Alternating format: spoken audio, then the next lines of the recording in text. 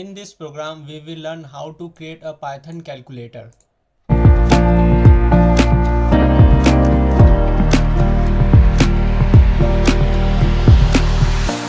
Let's start. So here we have to write a program that will create a calculator in Python, and for that, as a user, we have to input two numbers and the operators. And operators we have here plus, minus, multiply and divide. And once the result is displayed, as a user we have to decide whether we want to calculate again or not. तो question बहुत simple है. मैं इस question को दो part में divide करना चाहता हूँ. पहला पार्ट ये जहाँ पे कि हमें कैलकुलेटर बनाना है और उसके लिए हमें इनपुट में दो नंबर एंड कुछ ऑपरेटर्स यहाँ पे डिफाइन है वो पास करने होंगे. दूसरा पार्ट ये है कि जैसे ही एक बार कैलकुलेशन डन हो जाएगा तो एज अ यूज़र हमें ये डिसाइड करना है कि हम दोबारा कैलकुलेट करना चाहते हैं या नहीं. So let's move ahead and go for the logic building. मैं हर क्वेश्चन में लॉजिक बिल्डिंग करता हूँ, इस क्वेश्चन में भी करूँगा, क्योंकि लॉजिक बिल्डिंग करने से मेरा एक ही पर्पस है कि we need to go behind the question and check out कि क्या लॉजिकल स्टेप्स इस क्वेश्चन में इम्प्लीमेंट हो रहे हैं. अगर हम लॉजिकल स्टेप्स चेक नहीं करेंगे तो it would be very difficult to complete the question. And since we are here doing coding, so it is compulsory to go behind the question and check out the logical steps. मेरा एक ही motive है logical steps को implement करने से कि हमें पता होना चाहिए कि हम ये कोड यहाँ पे क्यों लिख रहे हैं. So go and ask your mind and give a reason to your mind that why you are writing a particular code here. तो अब मैं यहाँ पे लॉजिकल स्टेप्स लिखने वाला हूँ इस क्वेश्चन को पढ़ के, और आप देखेगा कि कितने आसानी से हमारे पास लॉजिकल स्टेप्स आ गए इस क्वेश्चन को पढ़ते हुए. और द स्पेशल मेन थिंग कि मैं यहाँ पे एज अ नॉन प्रोग्रामर लिखूँगा क्वेश्चन के लॉजिकल स्टेप्स. मतलब कि हमें प्रोग्रामिंग बैकग्राउंड की नीड नहीं है, जस्ट हम इस क्वेश्चन को रीड करेंगे और देखेगा कितना आसानी से हमारे पास सारे लॉजिकल स्टेप्स निकल के आ जाएंगे. तो देखिए, सबसे पहला लॉजिकल स्टेप जो हम यहाँ पे इम्प्लीमेंट करेंगे वो ये है कि क्वेश्चन में हमें बोला गया है कि एज एन इनपुट हमें नंबर पास करना है और ऑपरेटर्स पास करना है. तो पहला लॉजिकल स्टेप हो जाएगा नंबर पास करना, और दूसरा लॉजिकल स्टेप हो जाएगा ऑपरेटर पास करना. तीसरे लॉजिकल स्टेप में हमें यहाँ पे कैलकुलेशन करना होगा, क्योंकि पहले दो स्टेप में तो हम number and operator already pass कर चुके हैं. तो तीसरा स्टेप क्या हो जाएगा, कैलकुलेशन का. चौथा लॉजिकल स्टेप क्या हो जाएगा, फिर फाइनल रिजल्ट आएगा जिसे हमें डिस्प्ले करना होगा. तो अब तक देखिए जो चार लॉजिकल स्टेप्स मैंने लिखे हैं ये बहुत ही बेसिक है और इसमें कोई भी प्रोग्रामिंग का माइंडसेट यूज़ नहीं हुआ है. कोई भी ये लॉजिकल स्टेप्स लिख देगा इस क्वेश्चन को पढ़ के. अब देखिए जो पांचवा लॉजिकल स्टेप मैं लिखने जा रहा हूँ वो है कि यहाँ पे कह रहा है कि जैसे ही रिजल्ट डिस्प्ले हो जाएगा, मतलब कि एक बार कैलकुलेशन हो चुका है, उसके बाद यूज़र से पूछना है कि यूज़र फिर से कैलकुलेट करना चाहता है या नहीं. मतलब कि अगर मैं एज ए नॉन प्रोग्रामर यहाँ पे लिखूँ तो यहाँ पे कैलकुलेशन का ये पूरे चार स्टेप्स जो हैं ये स्टेप्स इस पांचवें स्टेप में रिपीट करने की बात कर रहा है. क्योंकि यूज़र अगर यस करता है तो फिर से कैलकुलेशन होगा और नो करता है तो नहीं होगा. मतलब क्या है कि यहाँ पे कंडीशन सेट होगा कि स्टेप्स रिपीट होने हैं या नहीं होने. तो मैं एज ए नॉन प्रोग्रामर यहाँ पे स्टेप रिपीटेशन का ही मैं यहाँ पे लॉजिकल स्टेप इम्प्लीमेंट करूँगा. तो आपने देखा कि कैसे as a non programmer mindset के हिसाब से ये सारे लॉजिकल स्टेप्स हमारे पास आ गए इस क्वेश्चन को पढ़ने के बाद. अब मैं इन स्टेप्स को प्रोग्रामिंग बैकग्राउंड से रिलेट करना चाहता हूँ. तो उसके लिए हमारे पास जो ये पहले दो स्टेप है ये तो कॉमन रहेंगे, लेकिन तीसरा स्टेप क्या है, कैलकुलेशन का. अब देखिए कैलकुलेशन में हमें यहाँ पे मल्टीपल ऑपरेटर्स दिए हैं. अगर एक ऑपरेटर होता तो प्रोग्राम के पास एक ही ऑप्शन होता, लेकिन प्रोग्राम को कैसे पता चलेगा कि यूज़र ने एडिशन पास किया या सब्ट्रैक्शन या मल्टीप्लिकेशन एंड सो ऑन. मतलब क्या यहाँ पे एक से ज़्यादा ऑपरेटर है तो प्रोग्राम के पास क्या कंडीशन होगा कि जब मल्टीप्लिकेशन पास हो तो फिर कैलकुलेशन मल्टीप्लाई के लिए करना है, जब एडिशन पास हो तो कैलकुलेशन एडिशन के लिए करना है. इसका मतलब क्या है, फिर यहाँ पे हम कंडीशनल स्टेटमेंट यूज़ करेंगे ये डिसाइड करने के लिए कि प्रोग्राम को क्या ऑपरेटर परफॉर्म करना है. उसके बाद फोर्थ स्टेप में आ जाएंगे हम डिस्प्ले. तो डिस्प्ले करने का मतलब क्या है, पाइथन में प्रिंट फंक्शन यूज़ करना. पाइथन में कुछ भी जब हमें फाइनल रिजल्ट डिस्प्ले करना होता है तो हम यूज़ करते हैं प्रिंट फंक्शन. अब पांचवा स्टेप है यहाँ पे स्टेप रिपीटेशन का. तो इसका मतलब क्या है कि जैसे ही एक बार कैलकुलेशन हो जाए, यूज़र से पूछा जाएगा कि अगर वो दोबारा कैलकुलेट करना चाहता है या नहीं। अगर यस, तो जो कैलकुलेशन के स्टेप्स हैं, मतलब कि ये 4 स्टेप वापस रिपीट किए जाएंगे। अगर नो, तो प्रोग्राम वहीं रुक जाएगा। तो हमें यहाँ पे हिंट मिल रहा है, जब भी पाइथन में कोई स्टेप रिपीट होता है तो हम क्या यूज़ करते हैं, लूप यूज़ करते हैं। तो आपने देखा कि पहले मैंने ये सारे logical steps as a non programmer लिखे, उसके बाद फिर इन लॉजिकल स्टेप्स को प्रोग्रामिंग बैकग्राउंड से भी रिलेट कर दिया। फाइनली हमारे पास लॉजिकल स्टेप्स आ गए, और देखिएगा कि कितने आसानी से इन लॉजिकल स्टेप्स को फॉलो करते हुए हम पाइथन में कैलकुलेटर का प्रोग्राम लिख लेंगे। तो अब हम इन लॉजिकल स्टेप्स को फॉलो अप करते हुए कैलकुलेटर का कोड लिखते हैं। यहाँ पे मैंने क्वेश्चन को 2 पार्ट में डिवाइड किया है। पहला पार्ट है जहाँ पे हमें कोड लिखना है कैलकुलेटर क्रिएट करने के लिए, और दूसरा पार्ट है कि यूज़र को परमिशन मिलेगा कि वो दोबारा कैलकुलेट करना चाहता है या नहीं। तो हम अभी सिर्फ पहले पार्ट को फॉलो करेंगे और सिंपल सा एक कैलकुलेटर का कोड लिखते हैं। तो पहला लॉजिकल स्टेप है जहाँ पे हमें इनपुट फंक्शन का यूज़ करना है और नंबर पूछना है, और साथ के साथ ऑपरेटर भी पूछना है। तो एंटर द फर्स्ट नंबर। अब यहाँ पे मैं यूज़र से ऑपरेटर पूछूंगा कि क्या ऑपरेटर परफॉर्म किया जाएगा।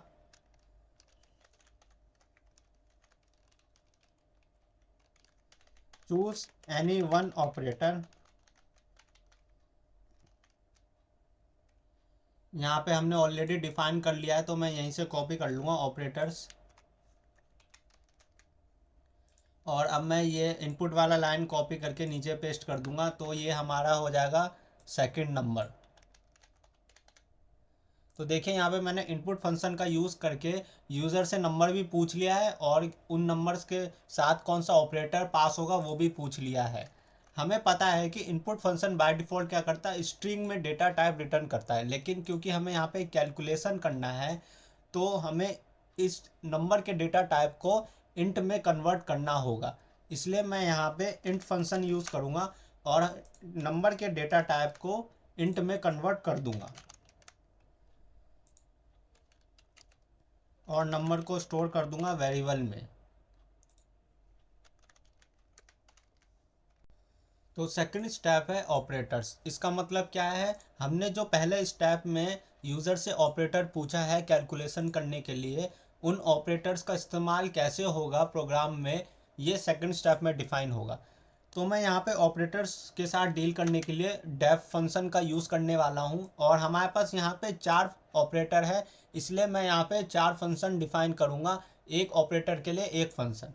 तो पहला मैं फंक्शन यहाँ डिफाइन करूँगा एडिशन, और यहाँ 2 पैरामीटर पास करूँगा ए एंड बी।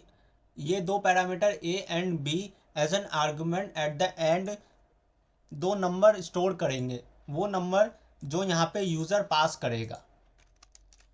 तो अब यहाँ पे इस ऑपरेटर के साथ क्या कैलकुलेशन परफॉर्म किया जाएगा वो मैं लिखूँगा। तो उसके लिए मैं यहाँ पे एक वेरिएबल डिफाइन करूँगा रिजल्ट, और इसमें लिख दूँगा ए प्लस बी, और फिर रिटर्न कीवर्ड यूज़ करके इसका रिजल्ट मैं फंक्शन से बाहर पास कर दूंगा। तो इस फंक्शन का सिंपल सा ये मतलब है कि जब यूज़र 2 नंबर पास कर देगा along with the operator addition, तो ये फंक्शन कॉल होगा और यहाँ पे वो 2 नंबर आ जाएगा और उसका एडिशन हो जाएगा, जो कि स्टोर होगा इस वेरिएबल रिजल्ट में। तो रिटर्न कीवर्ड क्या करेगा, यहाँ पे जो आंसर स्टोर होगा वेरिएबल रिजल्ट में, वो फंक्शन के बाहर पास कर देगा प्रिंट फंक्शन को। अब मैं सेम ये केस बाकी ऑपरेटर्स के लिए भी फॉलो करूँगा। तो बस हमें यहाँ पे फंक्शन का नाम चेंज करना है और ऑपरेटर का sign.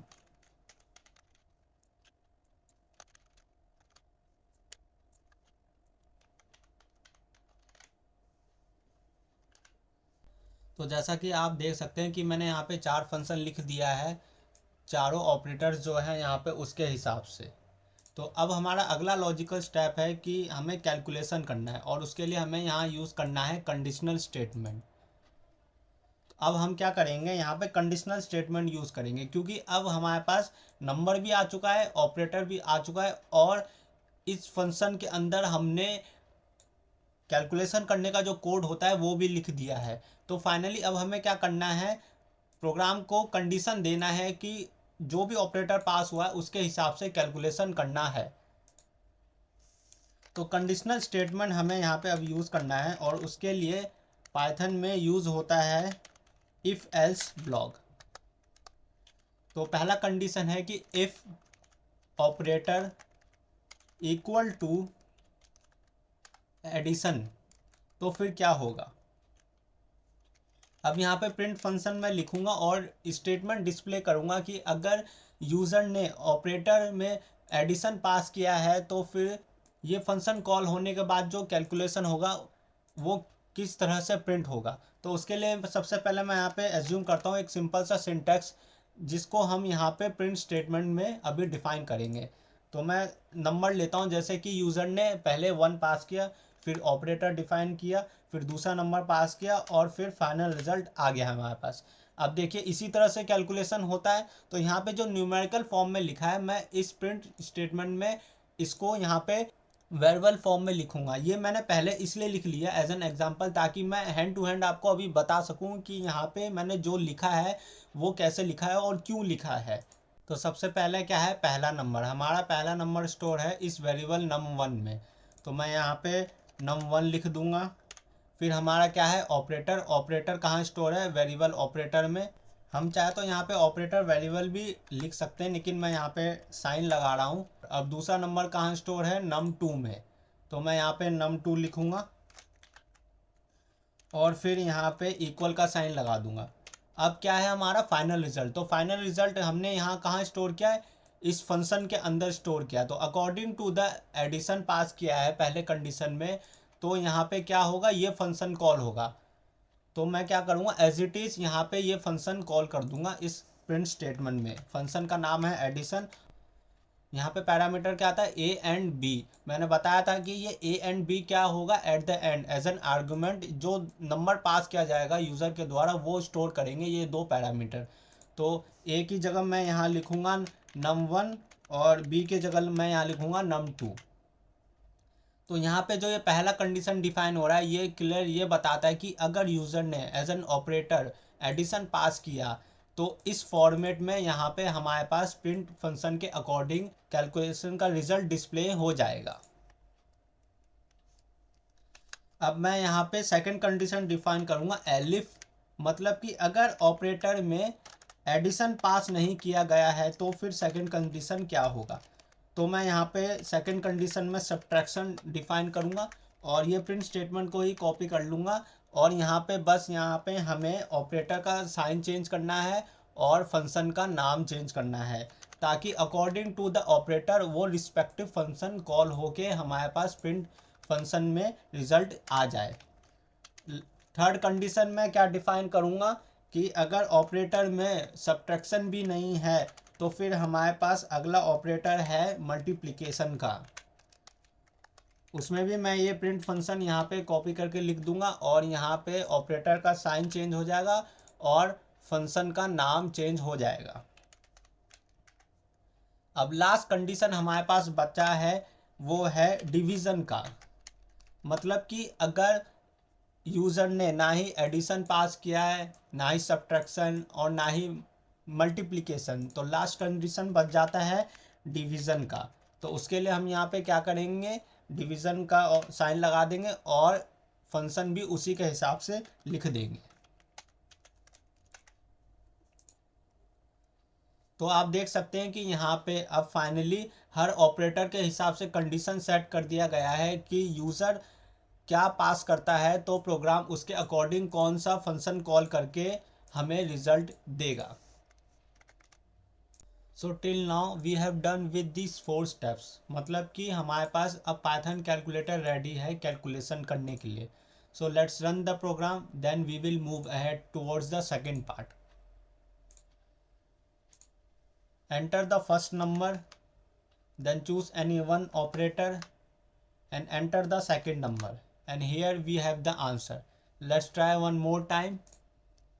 Enter the first number, choose any one operator and enter the second number, and here we have the answer. तो आपने देखा कि कितने आसानी से इन लॉजिकल स्टेप्स को फॉलो अप करते हुए हमने कैलकुलेटर का कोड लिख लिया।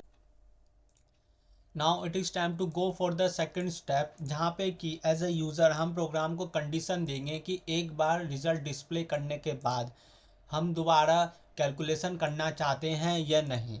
मतलब कि अभी हम देख सकते हैं कि हमारे पास रिजल्ट आ गया है, लेकिन अगर हम दोबारा कैलकुलेशन करना चाहते हैं तो हमें फिर से प्रोग्राम को रन करना पड़ेगा। लेकिन सेकंड स्टेप को फॉलो करने के बाद जब रिजल्ट आ जाएगा तो प्रोग्राम रुकेगा नहीं, बल्कि प्रोग्राम हमसे पूछेगा कि हम दोबारा कैलकुलेट करना चाहते हैं या नहीं। So the last logical step जो हमारे पास बचा है वो स्टेप रिपीटेशन का। मतलब कि अगर यूज़र ने प्रोग्राम को बोला कि वो वापस कैलकुलेट करना चाहता है, तो हमने जो भी कोड लिखा है अभी पाइथन में कैलकुलेट करने के लिए वो सारा कोड वापस रिपीट होगा। और अगर बोला कि कैलकुलेट नहीं करना है तो फिर कुछ भी रिपीट नहीं होगा, प्रोग्राम वहीं पे रुक जाएगा। तो इस केस में हमें पता चल रहा है कि स्टेप रिपीट हो रहे हैं, इसलिए हम यहाँ पे लूप का यूज़ करने वाले हैं। तो मैं यहाँ पे वाइल लूप का यूज़ करने वाला हूँ, वो इसलिए कि मुझे अभी नहीं पता है कि प्रोग्राम कितनी बार रन होगा, मतलब कि यूज़र कितनी बार कैलकुलेट करना चाहता है। यूज़र जब तक रिस्पॉन्स में यस लिखेगा कैलकुलेट करने के लिए, वाइल कंडीशन बार बार ये सारे स्टेप्स रिपीट करेगा कैलकुलेट करने के लिए। तो अगला अब यहाँ पे स्टेप आता है कि हम यहाँ यूज़र से पूछेंगे इनपुट फंक्शन का यूज़ करते हुए, do you want to calculate again. तो हम सिंपल सा डिफाइन करेंगे y for yes and no for n। अगर यूज़र y देता है तो फिर से कैलकुलेट होगा, मतलब कि ये पूरा कोड जो है कैलकुलेशन का रिपीट होने वाला है। और अगर n देता है तो प्रोग्राम यहीं रुक जाएगा। तो इसके लिए यहाँ पे मैं कंडीशनल स्टेटमेंट यूज़ करूँगा, क्योंकि हमारे पास दो केस आ गया है y और n। If ask user equal to y तो प्रोग्राम रन होगा। मैं यहाँ पे अभी पास कीवर्ड यूज़ कर रहा हूँ, लेकिन मैं बताऊँगा आगे कि यहाँ पे क्या यूज़ करना है। ये जस्ट फॉर मैंने अभी केस के लिए यूज़ किया है, ये मैं बाद में डिफ़ाइन करूँगा। पहले अगला कंडीशनल स्टेटमेंट डिफ़ाइन कर लेता हूँ। तो आस्क यूज़र में क्या है, अगर यूज़र ने अगर n डिफ़ाइन किया तो मतलब कि वो वापस कंटिन्यू नहीं करना चाहता है प्रोग्राम, तो हम यहाँ पे सिंपल सा एक डेफिनेशन लिख देंगे, thanks for using Python calculator, have a great day ahead. और यहाँ पे अब ब्रेक कीवर्ड का यूज़ करके प्रोग्राम को रोक देंगे। और एक और कंडीशन डिफाइन करेंगे एल्स में, जहाँ पे कि अगर यूज़र ने y और n के अलावा कुछ और टाइप किया तो वो एक इनवैलिड रिस्पॉन्स माना जाएगा। तो देखिए यहाँ पे मैंने y के हिसाब से लिख दिया है और n के हिसाब से भी लिख दिया है। और अगर यूज़र n या फिर y नहीं लिखता है तो प्रोग्राम फिर से रन होगा यहाँ पे, और वो रन होगा सिर्फ ये ब्लॉक ऑफ कोड, क्योंकि ये वाइल लूप के अंदर है। इसलिए मैंने यहाँ पे वाइल लूप यूज़ किया है, क्योंकि हमें नहीं पता कि यूज़र कितनी बार कैलकुलेशन फर्दर रिपीट करना चाहता है। तो एज लॉन्ग एज यहाँ पे वाई टाइप होगा, फिर से कैलकुलेशन का कोड रिपीट किया जाएगा। Now it is time to go for the second step, जहाँ पे कि एज अ यूज़र हम प्रोग्राम को कंडीशन देंगे कि एक बार रिजल्ट डिस्प्ले करने के बाद हम दोबारा कैलकुलेशन करना चाहते हैं या नहीं। मतलब कि अभी हम देख सकते हैं कि हमारे पास रिजल्ट आ गया है, लेकिन अगर हम दोबारा कैलकुलेशन करना चाहते हैं तो हमें फिर से प्रोग्राम को रन करना पड़ेगा। लेकिन सेकंड स्टेप को फॉलो करने के बाद जब रिजल्ट आ जाएगा तो प्रोग्राम रुकेगा नहीं, बल्कि प्रोग्राम हमसे पूछेगा कि हम दोबारा कैलकुलेट करना चाहते हैं या नहीं। So the last logical step जो हमारे पास बचा है वो स्टेप रिपीटेशन का। मतलब कि अगर यूज़र ने प्रोग्राम को बोला कि वो वापस कैलकुलेट करना चाहता है, तो हमने जो भी कोड लिखा है अभी पाइथन में कैलकुलेट करने के लिए वो सारा कोड वापस रिपीट होगा। और अगर बोला कि कैलकुलेट नहीं करना है तो फिर कुछ भी रिपीट नहीं होगा, प्रोग्राम वहीं पे रुक जाएगा। तो इस केस में हमें पता चल रहा है कि स्टेप रिपीट हो रहे हैं, इसलिए हम यहाँ पे लूप का यूज़ करने वाले हैं। तो मैं यहाँ पे वाइल लूप का यूज़ करने वाला हूँ, वो इसलिए कि मुझे अभी नहीं पता है कि प्रोग्राम कितनी बार रन होगा, मतलब कि यूज़र कितनी बार कैलकुलेट करना चाहता है। यूज़र जब तक रिस्पॉन्स में यस लिखेगा कैलकुलेट करने के लिए, वाइल कंडीशन बार बार ये सारे स्टेप्स रिपीट करेगा कैलकुलेट करने के लिए। तो अगला अब यहाँ पे स्टेप आता है कि हम यहाँ यूज़र से पूछेंगे इनपुट फंक्शन का यूज़ करते हुए, do you want to calculate again. तो हम सिंपल सा डिफाइन करेंगे y for yes and no for n। अगर यूज़र y देता है तो फिर से कैलकुलेट होगा, मतलब कि ये पूरा कोड जो है कैलकुलेशन का रिपीट होने वाला है, और अगर n देता है तो प्रोग्राम यहीं रुक जाएगा। तो इसके लिए यहाँ पे मैं कंडीशनल स्टेटमेंट यूज़ करूँगा, क्योंकि हमारे पास दो केस आ गया है y और n। If ask user equal to y तो प्रोग्राम रन होगा। मैं यहाँ पे अभी पास कीवर्ड यूज़ कर रहा हूँ, लेकिन मैं बताऊँगा आगे कि यहाँ पे क्या यूज़ करना है। ये जस्ट फॉर मैंने अभी केस के लिए यूज़ किया है, ये मैं बाद में डिफ़ाइन करूँगा। पहले अगला कंडीशनल स्टेटमेंट डिफ़ाइन कर लेता हूँ। तो आस्क यूज़र में क्या है, अगर यूज़र ने अगर n डिफ़ाइन किया तो मतलब कि वो वापस कंटिन्यू नहीं करना चाहता है प्रोग्राम, तो हम यहाँ पे सिंपल सा एक डेफिनेशन लिख देंगे, thanks for using Python calculator, have a great day ahead. और यहाँ पे अब ब्रेक कीवर्ड का यूज़ करके प्रोग्राम को रोक देंगे, और एक और कंडीशन डिफाइन करेंगे एल्स में, जहाँ पे कि अगर यूज़र ने y और n के अलावा कुछ और टाइप किया तो वो एक इनवैलिड रिस्पॉन्स माना जाएगा। तो देखिए यहाँ पे मैंने y के हिसाब से लिख दिया है और n के हिसाब से भी लिख दिया है, और अगर यूज़र n या फिर y नहीं लिखता है तो प्रोग्राम फिर से रन होगा यहाँ पे, और वो रन होगा सिर्फ ये ब्लॉक ऑफ कोड, क्योंकि ये वाइल लूप के अंदर है। इसलिए मैंने यहाँ पे वाइल लूप यूज़ किया है, क्योंकि हमें नहीं पता कि यूज़र कितनी बार कैलकुलेशन फर्दर रिपीट करना चाहता है। तो एज लॉन्ग एज यहाँ पे वाई टाइप होगा फिर से कैलकुलेशन का कोड रिपीट किया जाएगा। अब हम यहाँ पे नोटिस करते हैं कि y के लिए मैंने पास कीवर्ड लिखा है। इसका मतलब क्या है, अभी तो यहाँ पे कुछ भी नहीं है, ये तो मैंने ऐसे ही यहाँ पे लिख दिया था। अब यहाँ पे हमें कुछ लिखना होगा, कोई ऐसा कोड जो कि जैसे ही यूज़र y पास करे तो ये फर्दर जो कैलकुलेशन का कोड है ये सारा स्टेप ऑटोमेटिक रिपीट होना चाहिए। तो उसके लिए हम क्या करेंगे, हम ये कोड फिर से तो लिख नहीं सकते, और हम ये ऐसे कितनी बार लिखेंगे। तो हम क्या करेंगे, इसके लिए ये सारा कोड जो है एक फंक्शन के अंदर हम स्टोर कर देंगे, और उस फंक्शन का नाम मैं रखूँगा कैलकुलेटर, और ये सारा कोड इस फंक्शन के अंदर स्टोर हो जाएगा। और यहाँ पे मैं वो फंक्शन कॉल कर दूँगा, और फिर सेम एज इट इज़ मैं यहाँ पे भी वो फंक्शन कॉल करूँगा। तो अब क्या होगा, जैसे ही पहली बार आंसर डिस्प्ले हो जाएगा, यूज़र से पूछा जाएगा कि do you want to calculate again. अगर यूज़र वाई पास करता है तो ये कंडीशन ट्रू होगी, और ये कंडीशन ट्रू होगी तो क्या होगा, ये फंक्शन कॉल होगा। और हम देख चुके हैं कि इस फंक्शन के अंदर ही ये सारा कोड है कैलकुलेशन करने का। इसका मतलब क्या है, फिर से यूज़र से नंबर पूछा जाएगा, ऑपरेटर पूछा जाएगा, फिर नंबर पूछा जाएगा, उसके बाद जो भी ऑपरेटर पास होगा उसके हिसाब से फंक्शन कॉल होगा, और फिर उस फंक्शन का आंसर बाहर प्रिंट फंक्शन में पास कर दिया जाएगा, और हमारे पास फाइनल ऐसा आउटपुट रिजल्ट आ जाएगा।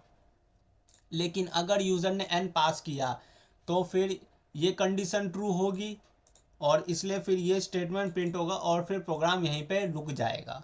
लेकिन अगर यूज़र ने y और n दोनों में से कुछ भी पास नहीं किया, कोई गलत इनपुट दिया, तो फिर वाइल कंडीशन के अंदर है, इसलिए ये फिर से रिपीट होगा और बोलेगा invalid input, try again. So let's run the program now, then we will understand the whole code. Enter the first number, choose any one operator, enter the second number. अब देखिए मैं यहाँ पे इनपुट कर चुका हूँ, वो डिस्प्ले नहीं हुआ, लेकिन अभी होगा। फाइनली क्वेश्चन रुका नहीं है, आप देख सकते हैं कि प्रोग्राम यहाँ पे पूछ रहा है do you want to calculate again. तो मैं यहाँ पे वाई लिखता हूँ, मतलब मैं फिर से कैलकुलेट करना चाहता हूँ।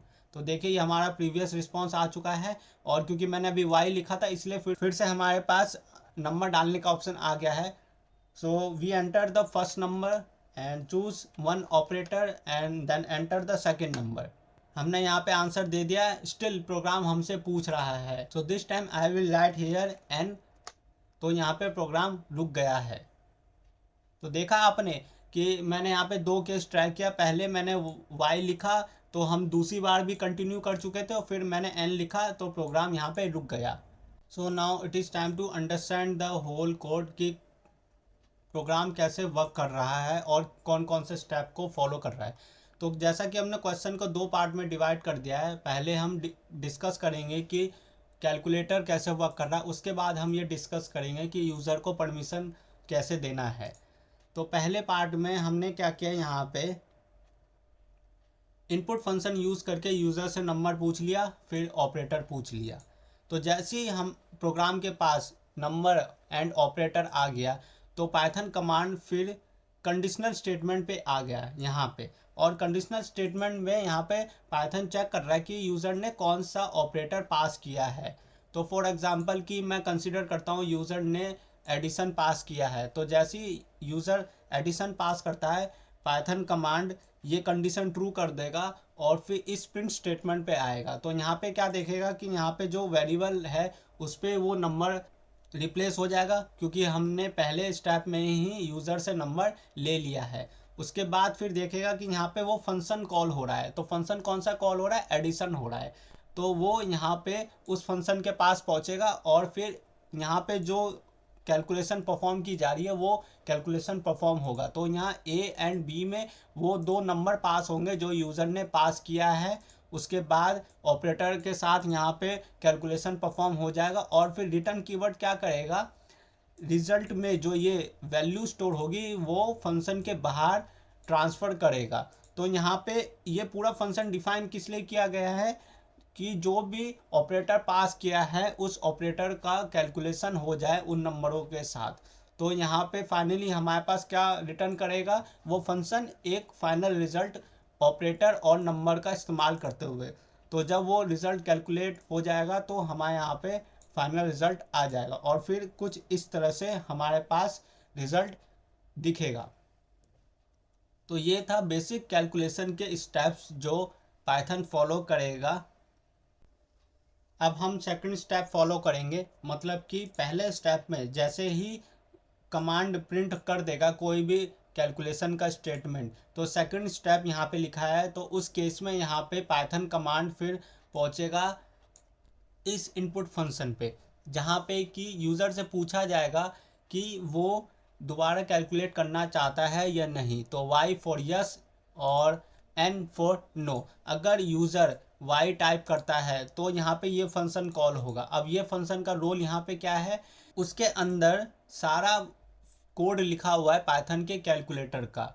इसलिए जैसे ही कैलकुलेटर फंक्शन कॉल होगा, इसका मतलब ये है कि प्रोग्राम को कमांड दिया जा रहा है कि ये पाइथन कैलकुलेटर का सारा कोड वापस रन करना है. तो उसके हिसाब से वापस ये सारे कोड रिपीट होंगे और फिर से कोई कंडीशन ट्रू होगा और कैलकुलेशन निकलेगा.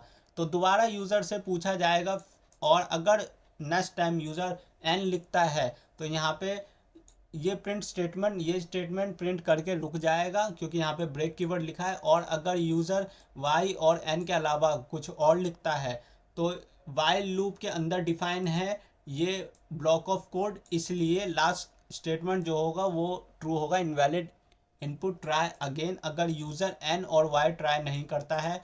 और इस स्टेटमेंट के हिसाब से यूज़र से फिर से पूछा जाएगा टू एंटर y और n.